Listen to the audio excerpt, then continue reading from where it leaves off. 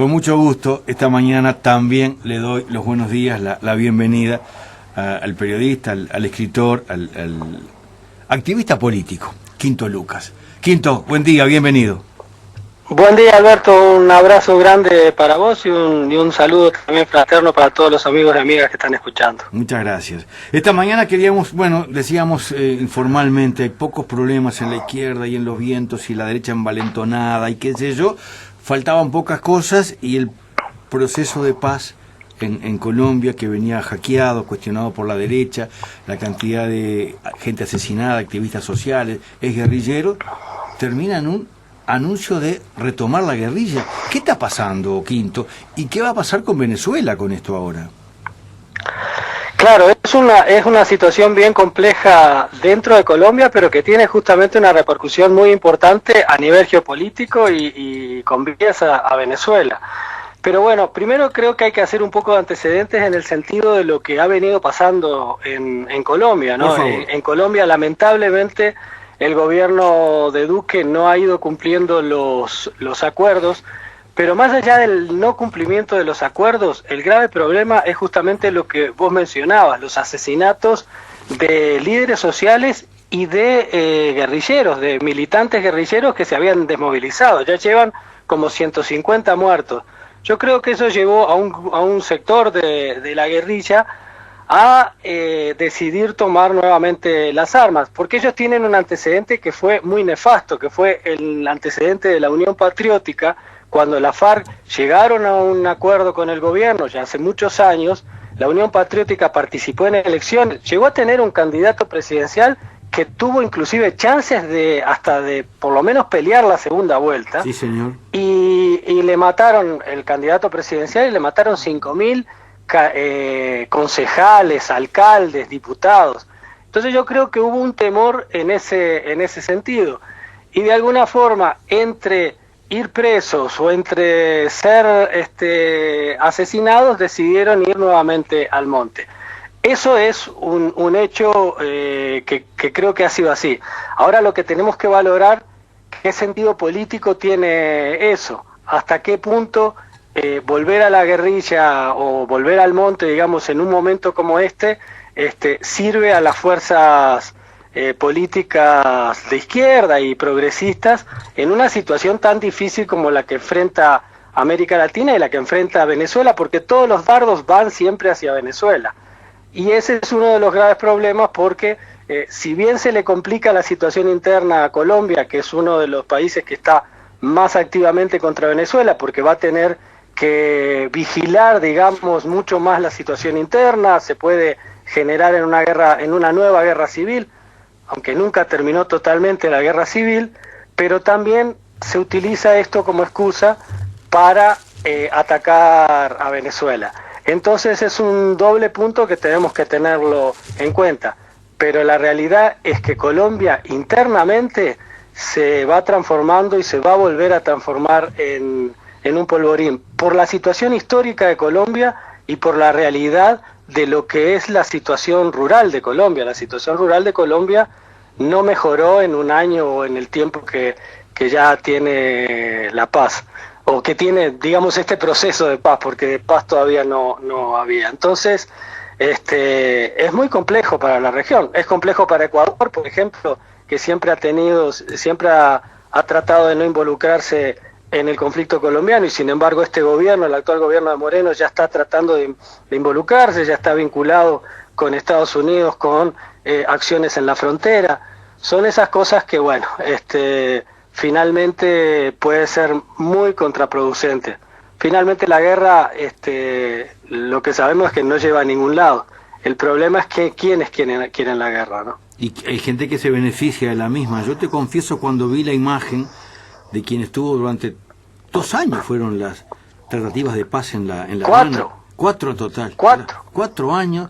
El mayor negociador, el que estuvo 4 años, pienso en el esfuerzo del gobierno de Cuba, con el bloqueo, con toda la coyuntura, llegan a un acuerdo y ahora lo veo en un video anunciando que vuelve a la guerrilla, sabiendo que no hay ninguna posibilidad que eso se pueda extender. Me pareció un momento muy triste de nuestra América. Sí, es bien complejo porque, claro, alguien que estuvo 4 años negociando, que también fueron 4 años por esas dificultades de lograr determinados acuerdos. El problema es que cuando se llevan acuerdos hay que cumplirlos y el gobierno colombiano lamentablemente no los cumplió. Y yo creo que tienen ese temor, estos dirigentes o comandantes guerrilleros tienen ese temor. Una vez, hace muchos años, entrevistando a Marulanda, Marulanda me decía, es que en Colombia es más fácil hacer una guerrilla y sobrevivir en una guerrilla en el monte con distintas características que hacer una liga social, una comunidad, organizar una cooperativa, porque ahí te matan. En cambio en lo otro nosotros sabemos que sobrevivimos. Nos pueden matar, pero sobrevivimos. Qué imagen. Entonces, esa, Quinto, qué imagen fuerte. Es brutal, porque yo pensé que con los acuerdos, creo que muchos pensamos que con los acuerdos, o después de tanta negociación, eso había quedado atrás. Yo creo que no quedó atrás. Si uno ve cómo se mueve la realidad, siguen matando gente. Entonces, claro, yo creo que entraron en ese temor y en esa presión que también la derecha ha hecho, y yo creo que sí va a terminar en un polvorín, porque lo que anuncia Márquez no es una guerrilla convencional como la que era la FARC. La FARC trataban de armar el ejército del pueblo, tenían 15.000 hombres en su momento y armaron un ejército. Y peleaban contra el Estado en general, contra el ejército y contra la policía. El discurso de Márquez es que van a atacar solo determinados puntos de las oligarquías, de la oligarquía, y no van a atacar al ejército y a la policía. Eso quiere decir que pueden hacer determinadas acciones puntuales, determinadas, que también pueden crear graves problemas a Colombia en general. Entonces, es como una actitud y en alianza, o tratan de hacer una alianza con el ELN. El gobierno y ellos creen que pueden subestimarle. Yo no les subestimaría, porque creo que es gente que además conoce muy bien cómo moverse en Colombia, y después de una experiencia de tantos años de guerra y de guerrilla, y de tantos años también de haber conversado sobre la paz. Entonces es eso, Colombia se va a volver o se va a transformar, ya sigue, porque finalmente hay bandas criminales, está el narcotráfico, hay una delincuencia muy, muy grande. Entonces es una pena, porque finalmente a América Latina no le sirve. Claro. A Venezuela no le sirve, porque van a tratar de meter todas las excusas con que... Y aquí es interesante recordar que además de Cuba, que Cuba fue la que impulsó los diálogos, uno de los fundamentales para impulsar los diálogos entre la FARC y el gobierno de Santos fue Chávez. Chávez habló con uno y con otros, es cierto, diciéndoles pónganse de acuerdo, conversen por lo menos. Y entonces hay que recordar ese papel tan importante que jugó Chávez y Cuba, obviamente. No sé, es lo que vos dices, es una gran pena, pero es parte de toda esta realidad también de confrontación geopolítica que hay a nivel mundial y que se está trasladando a América Latina y América del Sur. Ya que tú hacías referencia a que pretende este grupo hacer un acuerdo con el ELN, ¿en qué está esta otra vertiente de la guerrilla? ¿Cuántos son más o menos? ¿Y están operando realmente o es una fuerza en retirada? No, es que ese es otro problema. El ELN estaban en conversaciones estaban realizando aquí en el Ecuador. El gobierno de Duque nunca quiso ceder en nada con el ELN y al final se rompieron las negociaciones. El propio gobierno de Ecuador, que era facilitador de las conversaciones, decidió retirarse. En una actitud bastante lamentable, porque en lugar de apostar por la paz, apostó por la guerra, el gobierno de Ecuador actual. Sí. Atención, se fue la línea, se nos fue el quinto. ¿Aló? Acá sí, ahora volviste, sí. ahora volviste. ¿Ahí me escucha? Ahora sí, dale. Entonces, se rompieron las negociaciones y el ELN sigue activo. Lo que pasa es que, claro, está en un periodo en que está, creo, como es la guerra y como es la guerra de guerrillas, espera. Bueno, Hay una dificultad ¿Aló? en la comunicación. Te vas y venís, Quinto. Sí, Sí, es una pena. sí. Estaba sí, saliendo ahí perfecto. creo. Estaba saliendo perfecto.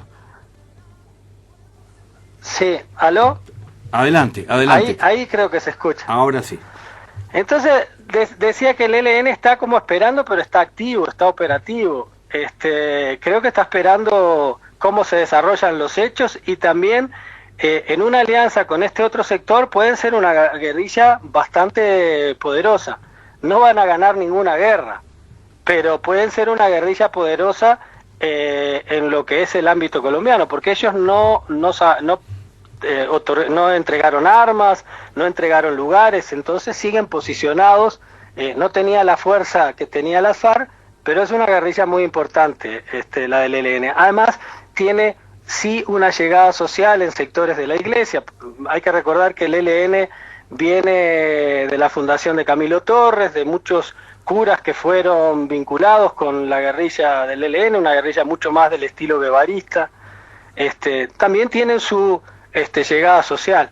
Entonces es muy difícil parar una guerra interna en Colombia. Habrá muchos muertos y seguirá desarrollándose la guerra como se dio durante 50, 60 años.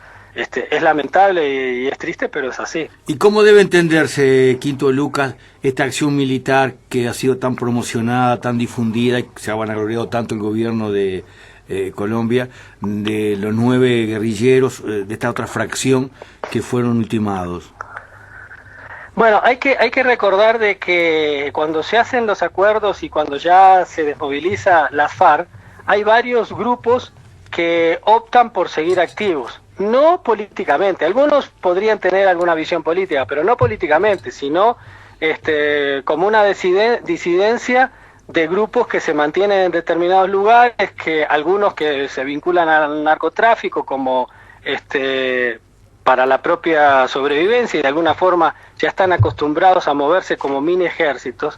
Entonces no aceptaron los acuerdos. Eso hay varios grupos, pero no tienen nada que ver con este sector que asume una postura política y asume nosotros no estamos de acuerdo con el proceso de paz porque no nos cumplen, por lo tanto optamos nuevamente por la lucha armada y seguimos siendo una guerrilla digamos con posición de izquierda. Estos 9 guerrilleros que dice el gobierno que ha abatido y todo, son parte de los distintos grupos que son grupitos que hay en toda Colombia y hay muchos también en la frontera ecuatoriana. Hace algunos meses también mataron a uno de los supuestos disidentes de la FARC, pero no tiene nada que ver con una cuestión política organizada. Ellos están tratando de vincular esto con lo de Márquez y este otro sector de la FARC. Y es parte de la propaganda. Bueno, en la guerra es así, cada uno dice lo que le conviene decir. ¿Y qué podemos esperar, casi en el cierre de la charla, te pregunto, Quinto Lucas, qué podemos esperar pueda repercutir todo esto en la República Bolivariana de Venezuela? Bueno, sin duda ya hay unas excusas como para decir que Venezuela tiene culpa en este reagrupamiento de este sector de la FARC o esta vuelta a la lucha armada de este sector de la FARC. El propio Duque ya prácticamente culpó a Maduro. Es bastante absurdo eso porque Venezuela, con toda la realidad que tiene que salir de esa realidad, que tiene que enfrentar esa realidad, que tiene que enfrentar un bloqueo y un boicot terrible de Estados Unidos y de distintos países que se suman a ese bloqueo, ya meterse a tratar de apoyar una guerrilla en un país que además podrían entrar en guerra, porque con una excusa, porque a Estados Unidos le puede parecer muy interesante de que se dé una excusa de escaramuzas en las fronteras, de que Venezuela apoya la guerrilla y finalmente se da una guerra entre los dos países y a Estados Unidos le importa poco la guerra, lo que le importa es lucrar. Le importó poco la guerra en Libia o en Siria, lo que le importa es cómo puede lucrar a través de la guerra. Entonces puede ser muy peligroso para Venezuela. Venezuela tiene que actuar con mucha cautela y mucha calma en este sentido. Ahora, esa es una visión, es una parte, pero la otra parte es que también Duque va a estar muy vinculado a tratar de reprimir a esta guerrilla y también al ELN y a los distintos facciones que van a surgir dentro de Colombia, porque cuando se posiciona una guerrilla más fuerte, después surgen distintas facciones también. Esa es la realidad de Colombia. Estamos en el siglo XXI, pero igual la realidad de Colombia agraria no ha cambiado mucho. En algunos lugares sigue siendo una realidad semifeudal. Entonces muchos campesinos prefieren ir a un ejército irregular, que comen todos los días, tienen más o menos un sueldo, sobreviven, que plantar algo que no se los va a comprar nadie. Entonces también va a ser un problema para el propio gobierno de Duque, y eso lo puede tener, digamos, más vinculado a la represión interna que meterse con Venezuela. Yo creo que lo van a utilizar como excusa y van a tratar de involucrar a Venezuela. Ya que nombras la palabra problema, no es que me gustan los problemas, pero el problema de Ecuador, ese gran retroceso, ¿cómo está, mi querido Quinto Lucas? Bueno, realmente cada vez es peor, porque no solo hay una persecución general política a distintos gente que ha tenido vínculos con el gobierno anterior de Correa. No solo hay algunos inventos porque no hay ninguna pruebas de hechos de corrupción que no han existido, pero también mucha gente no le dan trabajo, los persiguen mediante distintos inventos que finalmente no terminan en nada, porque algunos sí están requeridos requeridos por la justicia supuestamente, otros no están, pero están en situaciones muy muy complejas. Ahora le van el partido que pudo crear o utilizar para participar en las elecciones locales de hace poco, de marzo. Ese partido ya lo quieren también proscribir diciendo de que está mal inscripto. O sea, buscan subterfugios para tratar de que Correa no participe en las elecciones presidenciales porque saben que puede ganar las elecciones. Así no sea él el candidato, sino que él sea candidato a asambleísta y ponga otro candidato o candidata. Entonces es una situación bien difícil, pero más allá de eso, la situación económica es muy compleja por el acuerdo con el FMI, que es muy similar a lo de Argentina con las características ecuatorianas, ¿no? O sea, con ajustes terribles, con un desempleo que aumentó de una cifra ahora a 2 cifras y va en ascenso, pero eso se nota en las calles. O sea, lo que no se notaba ahora se nota claramente en las calles. La gente que ahora nuevamente está pidiendo, vendiendo cosas informalmente, aumentó el empleo informal. Entonces es una situación bien compleja porque no es solo política, es también económica y social que se ha ido degradando. Ahora la CONAIE, que es la Confederación de Nacionalidades Indígenas del Ecuador, ha roto porque la CONAIE tenía un acuerdo con el gobierno, ha roto con el gobierno porque ya no le quedaba más. Realmente la situación era tan terrible que sus bases mismos empujaron a los dirigentes para romper. En todo caso, el gobierno es un gobierno que no tiene ninguna credibilidad porque tiene una popularidad de un 10%, apenas llega al 10%, pero es sostenido por los sectores financieros, los grandes sectores agroexportadores e importadores. Entonces es difícil que pueda caerse antes de las próximas elecciones. Lo que tienen o lo que están tratando de armar es que gane un candidato de derecha en las próximas elecciones, que son a principios del 22. Mi querido Quito Lucas, desde una mañana algo fría pero muy luminosa, cielo celeste, un sol tan luminoso como el de la bandera, te mando un abrazo. Un abrazo grande, Alberto, y un abrazo grande a toda la gente.